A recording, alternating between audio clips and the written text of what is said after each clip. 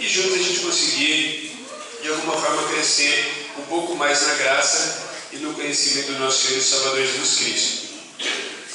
Lucas 7, versículo de número 36 em diante. Eu vou ler aqui na Bíblia, na versão da linguagem viva, você acompanha essa versão. Verso 36. Um dos fariseus pediu a Jesus que fosse almoçar em sua casa. E Jesus aceitou o convite. Quando eles se acomodaram para comer, uma mulher prostituta soube que ele estava lá e trouxe um delicado frasco de alabastro com um perfume caro. Ela se ajoelhou atrás de Jesus, a seus pés, chorando, até que os pés dele ficaram molhados com as lágrimas dela. Depois ela os enxugou com os cabelos e os beijou, derramando o perfume sobre eles. O dono da casa, que era fariseu, viu o que estava acontecendo e quem era a mulher, disse consigo mesmo: isso prova que Jesus não é um profeta, porque se fosse ele saberia quem está tocando nele e que espécie de mulher ela é, uma pecadora. Então Jesus falou ao fariseu: Simão, eu tenho algo para dizer-lhe. Pois não, mestre, respondeu Simão. Diga. Um homem emprestou dinheiro a 2 pessoas. Um lhe devia 500 moedas de prata e o outro 50. Porém, nenhum dos dois podia pagar-lhe. Então ele generosamente perdoou a dívida de ambos. Qual você pensa que o amará mais depois disso? Eu suponho que aquela pessoa a quem foi perdoada a dívida maior, respondeu Simão. Você está certo, concordou Jesus. Então ele se voltou para a mulher e disse a Simão: olhe, veja esta mulher ajoelhada aqui. Quando eu entrei na sua casa, você não se deu ao trabalho de me oferecer água para lavar a poeira dos pés. Porém ela os lavou com as suas lágrimas e os enxugou com os cabelos. Você deixou de me dar o costumeiro beijo de saudação. Porém, ela beijou meus pés diversas vezes, desde a hora em que eu entrei aqui. Você se esqueceu da cortesia comum de colocar óleo em minha cabeça. Porém, ela me cobriu os pés com um perfume raro. Portanto, os pecados dela, que são muitos, foram perdoados, pois ela me amou muito. Mas aquele a quem pouco foi perdoado, pouco ama. Disse ele à mulher: os seus pecados estão perdoados. Então os homens que estavam à mesa disseram consigo mesmos: quem este homem pensa que é, andando por aí a perdoar pecados? Jesus disse à mulher: a sua fé te salvou. Vá em paz.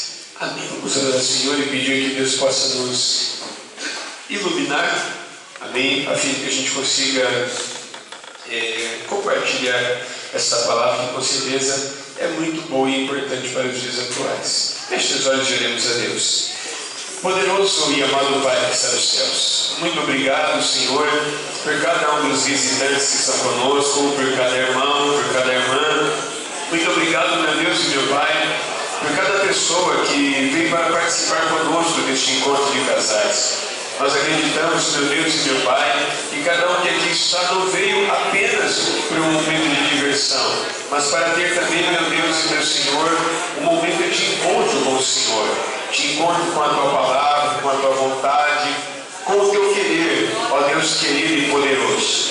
Que o Seu Espírito Santo possa, em nome de Jesus Cristo, meu Deus e meu Pai, trabalhar, abrir os olhos do nosso entendimento, ajudando cada casal, cada esposa, cada marido, de uma forma que cada um deles possa absorver essa palavra e consigamos melhorar também, ó Deus eterno, toda a nossa perspectiva, toda a nossa maneira de agir, de trabalhar, de se portar em nosso casamento, meu Pai. Que essa palavra possa, meu Deus, melhorar o nosso dia a dia, a nossa convivência, que o Teu Espírito Santo possa tirar de nós aquilo que não agrada ao Senhor em nosso casamento e ao mesmo tempo possa injetar em nossas vidas aquilo que o Senhor espera que nós tenhamos, meu Pai. Nós queremos louvar ao Senhor, te agradecer por essa palavra e te bendizer no nome santo do nosso Senhor e Salvador Jesus Cristo. Amém. Você pode aplaudir Jesus. Porque Ele é digno.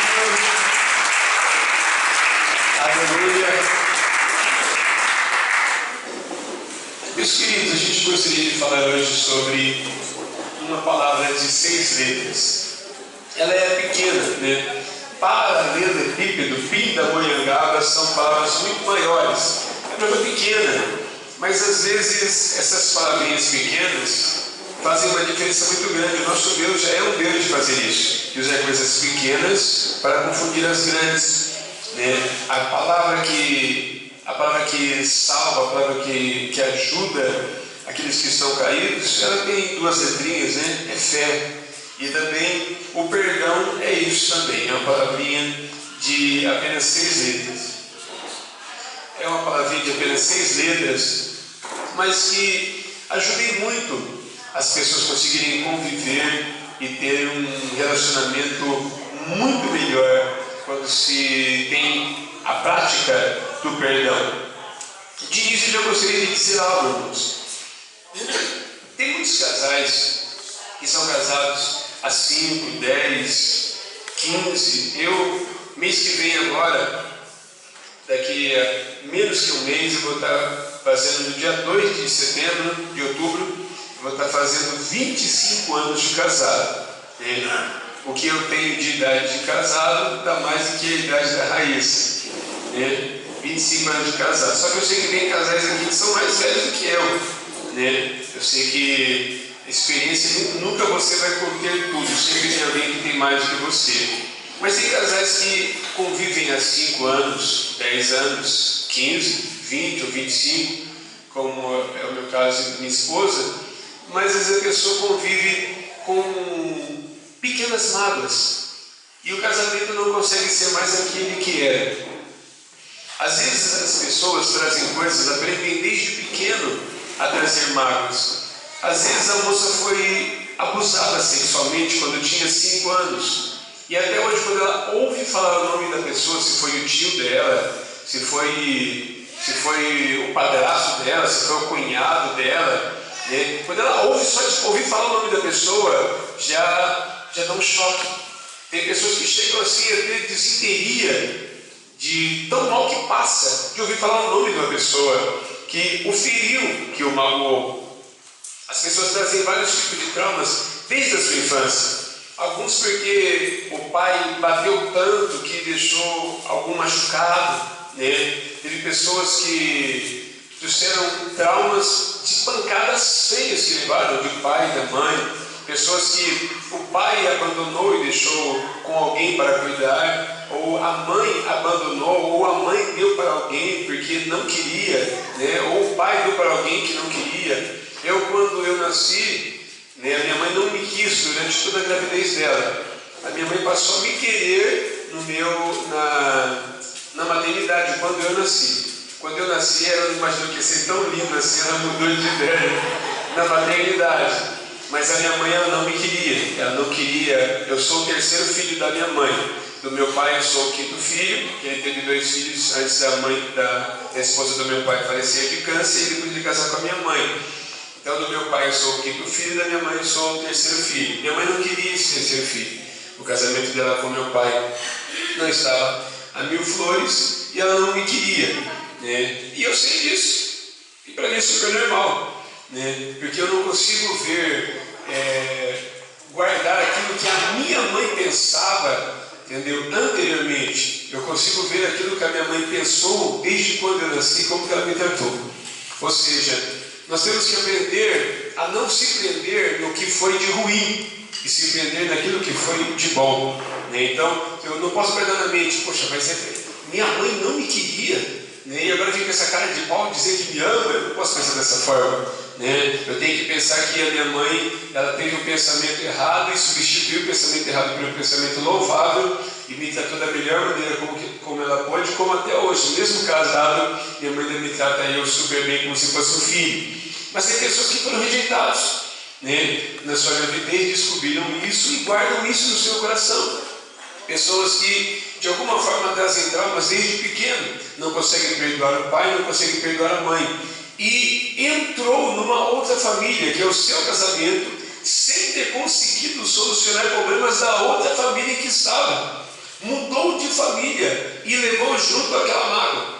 E as pessoas que são pessoas que guardam mágoas, ressentimento, amargura, dificilmente ele vai conseguir transmitir uma alegria plena, né? Transmitir uma paz completa para os outros, se o seu próprio coração não está em paz. A Bíblia diz no livro de Hebreus, capítulo 12, tende cuidado que nenhuma raiz de amargura, né, brotando vos contamine. Porque a raiz é assim, irmãos. Se você já viu aquelas fotos de algumas raízes de árvores, aonde tiver uma beiradinha, ela vai saindo, né? Se você plantar um negócio num bule, né, vai sair pela boca do bule, vai sair por cima. E a raiz de amargura é assim, que se brotar, né, vai crescer e vai perturbar as pessoas. E às vezes você pode perturbar a sua esposa com mágoa do seu pai. Às vezes você pode perturbar o seu marido com mágoa da sua mãe ou com mágoa do seu pai. Tem muitas pessoas que casam e dizem assim: eu quero casar e eu não quero ser igual minha mãe foi para mim. E a pessoa casou, já faz 5, 10 anos e até hoje fala isso. Entendeu? Eu casei para não ser, eu casei só para ter a capacidade de ser melhor do que o meu pai foi para mim, de ser melhor do que minha mãe foi para mim. A mãe dessa pessoa já está enterrada, nem vive mais. O pai dessa pessoa já está enterrado, nem vive mais. E até hoje, se essa pessoa pudesse, ele iria lá no cemitério e chegaria no túmulo do pai, está vendo? Ó, eu trato bem meus filhos. Então, são pessoas que vão trazendo raízes de amargura, ressentimento, e isso prejudica muito mais a quem guarda essa raiz do que aquela outra pessoa que às vezes nem sabe do que está acontecendo. É evidente que no mundo cristão, aquele que faz o outro pecar, como diz Jesus em Mateus capítulo 13, versículo 41, Jesus disse: quem fizer o outro pecar será lançado na fornalha de fogo. Então, se você faz alguma coisa que causa mágoa na pessoa e você não sabe disso, Deus vai ver que é o tempo de ignorância. Mas se você faz a sua esposa pecar, ou seu esposo pecar, de forma consciente, e não muda a sua atitude, de forma consciente você faz isso, você faz a pessoa pecar, aquele que peca vai ficar no arrebatamento, e o que faz o outro pecar também. Mas, irmãos, às vezes nós estamos guardando tanta coisa, e às vezes aquela pessoa que feriu você já se arrependeu. Às vezes nós queremos chegar em esposa e esposo, mas vamos buscar coisas que você trouxe para dentro do seu casamento e que criou em você esse tipo de pessoa que tem facilidade de guardar mágoas, né? Porque daí às vezes você vai levando esse estilo de vida de quem guarda rancor, de quem guarda mágoas, e tudo que é ruim a gente não pode guardar. Nós ganhamos uma estante, a madeira parecia madeira boa, né? E a minha esposa falou assim: isso aqui vai dar para a gente colocar produto de limpeza, e parecia madeira boa. Aí eu contratei os serviços do nosso irmão Felipe, que, para quem não sabe, ele é um restaurador de imóveis, um dos melhores, de uma ótima qualidade de trabalho dele. Ele poderia ir lá fazer um orçamento e ver quanto faria, né? E ele viu, tal. Quando ele voltou no outro sábado,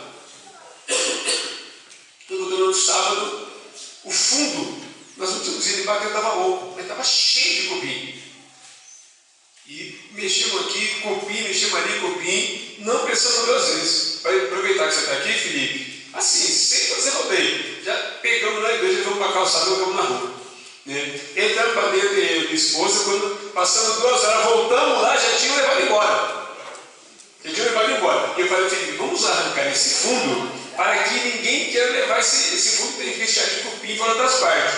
E realmente, irmão, nós arrancamos e quebramos para ninguém levar isso também. Isso era para tacar fogo isso aqui. E ou a pessoa ia fazer uma fogueira ou estava precisando de alguma coisa cheia de cupim. Só Só que se você deixa uma estante cheia de cupim na sua casa, aqueles cupim vai subir pela parede por onde quer que os cupim sobem, por cortina, onde quer que o cupim suba, iriam levar cupim para outros móveis, iria danificar outros móveis. E nós temos outros móveis, graças a Deus, de muito boa qualidade, né? Então não dá aí para a gente poder deixar os cupins rodar na nossa casa. Se deixasse, daqui a pouco subiria até nos caibros da cobertura do fundo, daqui a pouco pegaria a casa toda. E é assim que funciona. Tudo aquilo que não é bom, você não pode guardar na sua vida. Você não pode guardar na sua casa e na sua vida. E às vezes a gente fica segurando. Mas essa estante, quem que me deu foi a minha tataravó. E isso aqui é coisa de... Nossa, tem um valor sentimental muito grande. Mas está cheio de cupim. Manda embora. Então às vezes nós queremos guardar coisas ruins. Entendeu? Às vezes houve uma traição. E a maioria dos irmãos aqui não nasceram na igreja. A maioria. Quem aqui não nasceu na igreja? Levanta a mão. Os que não nasceu na igreja. Deixa eu perguntar diferente. Quem nasceu na igreja aqui? Quem nasceu na igreja? Vocês viram que o número... Bom, resumindo, 93% do povo daqui não nasceu na igreja. Alguns já vieram casados para a igreja. Gente, e quando a pessoa ele é casado e não é crente, tem coisa que se você for buscar, dá para escrever os 3 livros, só de experiências imorais que a pessoa teve. Ele começa vendo pornografia e daqui a pouco, tudo quanto é tipo de podridão a pessoa já praticou. Eu cheguei a conversar com pessoas que quando não estavam na igreja, iam para aqueles lugares de swing, de troca de casais, que eu acho um absurdo. Mesmo sem ser crente, eu nunca concordei com esse tipo de coisa. Mas enfim, vamos buscar as experiências que são das mais terríveis, as experiências que alguns casais tiveram. Mas você se converteu. 2 Coríntios capítulo 5, o apóstolo Paulo diz: se alguém está em Cristo, nova criatura é. Eis que tudo se fez novo e as coisas velhas se passaram. Então a primeira coisa que você tem que pensar é o seguinte: o seu casamento hoje não é aquele casamento, né? Às vezes as pessoas costumam ter apelido quando estava no mundo. Então o Rodinei, quando estava no mundo, o apelido era Babalu. Então a Cristina era casada com o Babalu. E quando a Cristina se converteu, ela se casou com o Rodinei, né? Ela era ligada com o Babalu e veio para a igreja e se casou com o Rodinei. Cada vez que ela for pensar no Babalu, ela vai lembrar as coisas que o Babalu fazia. Ela tem que pensar no Rodinei. E quando a gente começa a querer transportar coisas do nosso passado para o nosso presente, não vai dar certo. Você percebeu que hoje a tecnologia tem sido um problema, né? Em certo sentido, a tecnologia tem sido um problema. Os irmãos ajudam aí para que a tecnologia não atrapalhe o meu estudo. Louvado seja Deus. Vocês resolvem isso aí. A equipe de produção resolve isso. Então, a tecnologia, em certo sentido, está tirando a vida de oração dos casais, tirando o tempo dos casais, tirando o diálogo, tirando a conversa que deveria ter dos casais. Agora existe um porém. Vocês vão observar que tudo, a cada ano, no sentido de melhoramento, de aperfeiçoamento, a cada ano vai funcionando melhor. Eu comentava agora há pouco, essa semana, ontem, com o evangelista Elenildo e a equipe de Durama que está com ele, no casamento da minha cunhada, o fotógrafo, eu tinha uma câmera de 3.2 megapixels quando a minha cunhada se casou, e as fotos tiradas pelo meu celular, naquela época, ficou melhores que as do fotógrafo que foi convidado. Imagina que profissional bom que era esse. E eu tinha um celular de câmera de 3.2 megapixels. Agora, hoje as câmeras são de 20 a 41 megapixels. Então a abertura das lentes, que eram um negócio complicadíssimo, hoje são abertura de 1.8, 1.7. Então, em todos os sentidos, no sentido de melhoria, a tecnologia cada dia vai avançando em todas as áreas, construção, em todas as áreas. E a gente também deveria de esquecer um pouco o passado, viver dias melhores, procurar dias melhores e oferecer para o próximo e a pessoa mais próxima que você tem, depois de Deus, é sua esposa ou seu esposo. Amém? Não pode ter, né, no caso da esposa ou do esposo, alguém mais próximo. Tem pessoas que ele é casado, mas a pessoa mais próxima dela é a mãe. Não sai da casa da sogra. Ela fica mais com a sogra do que com o marido. E tem pessoas que são casados e a pessoa mais próxima dele, às vezes, é um irmão, né? Vive na casa do irmão. Então, eu entendo que você deve conviver bem com as pessoas que são próximos seu. Só que a gente faz questão de guardar coisas que machucam. E eu li essa passagem dessa mulher aqui por causa de um dos versículos. Diz que ela não cessava de beijar os pés de Jesus. Já viu aquela frase que o povo costuma dizer: mas o que eu faço? O que eu beijo o pé dele? Quem já ouviu essa frase? O que eu beijo o pé dele? Da onde será que saiu essa frase? Porque tem um monte de ditado popular que saiu da Bíblia e o povo nem faz ideia. O povo costuma dizer olho por olho, dente por dente. Tem crente que nunca leu a Bíblia inteira, e isso é da Bíblia, olho por olho, dente por dente. Né? Tem cantores do mundo que já chegaram a fazer músicas, né? Olho por olho, dente por dente. Né? E aí vai, se quiser me enganar, tal. Enfim, o que acaba acontecendo? Essa mulher, ela beijava os pés de Jesus. E tem pessoas que eles guardam tão bem guardado, mas tão bem guardado, uma mágoa, um ressentimento, que mesmo se a mulher beijar os pés do marido, ou se o marido beijar os pés da esposa, a pessoa não perdoa. E às vezes, isso pode acontecer de pai para filho, ou de mãe para filho. Essa mulher, qual que foi a frase que ela falou para Jesus? Na casa de Simão tinha vários convidados. Essa mulher não era convidada, mas era costume do Oriente naquela época, as refeições, dependendo das refeições, se transformarem em momentos de entretenimento. Então outras pessoas que não eram convidadas poderiam entrar. Essa mulher não era convidada. Ele era fariseu, ele devia ser uma vestida na casa dele. E ela chegou.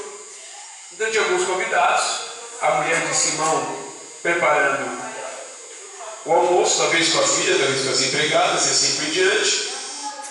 E o povo estava conversando, o Simão conversando com Jesus.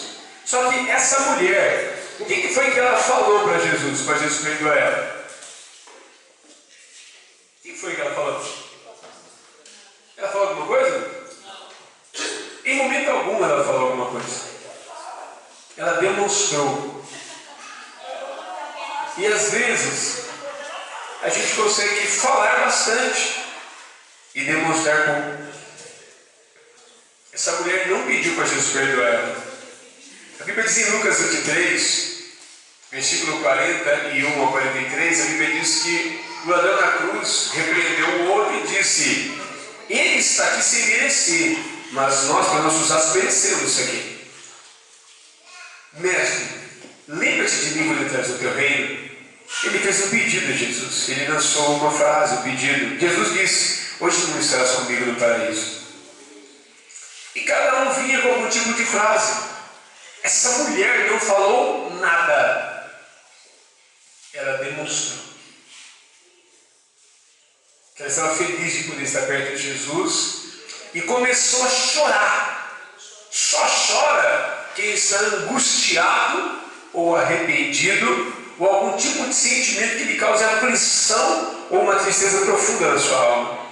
A não ser aqueles que choram de tanto rir, né? Mas a Bíblia diz que essa mulher lavou os pés de Jesus com as lágrimas.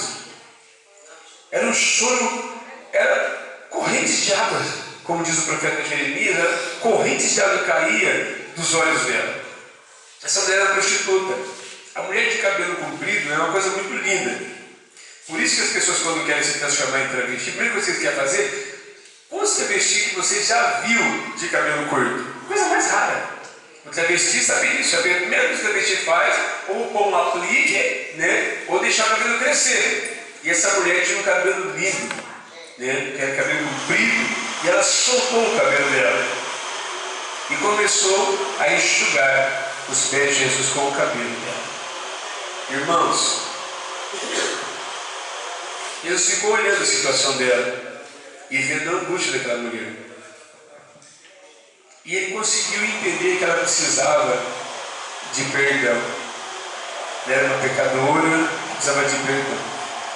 Quem precisa de perdão, ele está precisando de buscar o perdão de alguém que está em condições de lhe perdoar. Quem que é maior nessa situação? O que está precisando de perdão porque pecou, ou aquele que pode liberar o perdão? É uma pergunta meio complexa. Agora, quando você pode liberar o perdão, é porque essa pessoa está debaixo ou dentro das suas mãos. Você que prende essa pessoa. Deixa eu tentar trazer aqui um exemplo disso.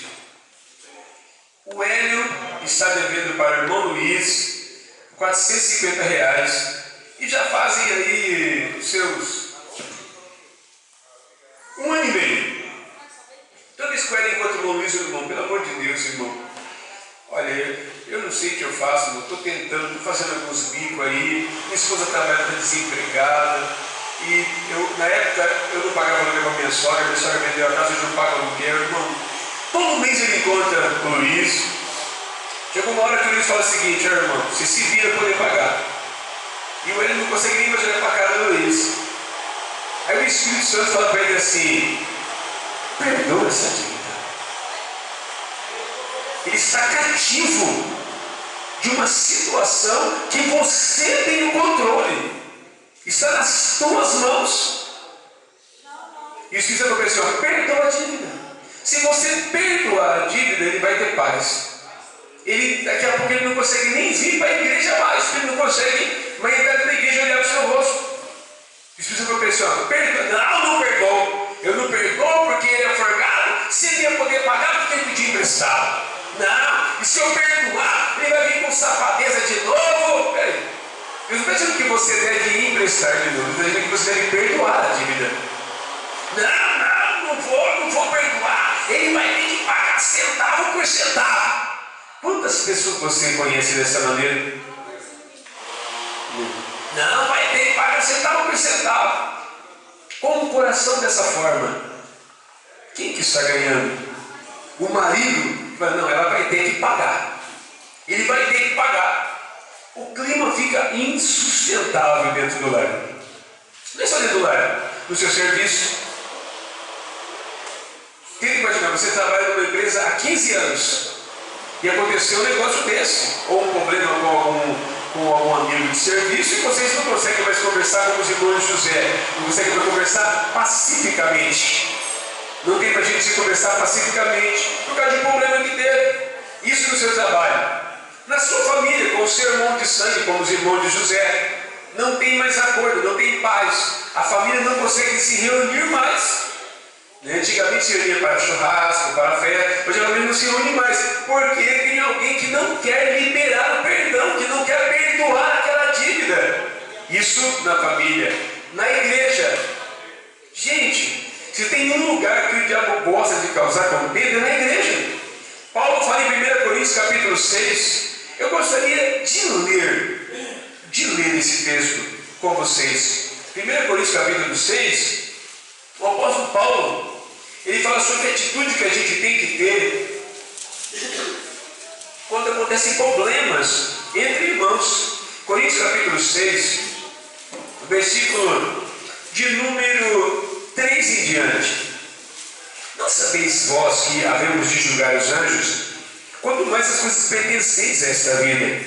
Então, se tiverdes negócio possuir juízo pertencentes a essa vida, vocês colocam na cadeira para julgar os que são de menos estima na igreja?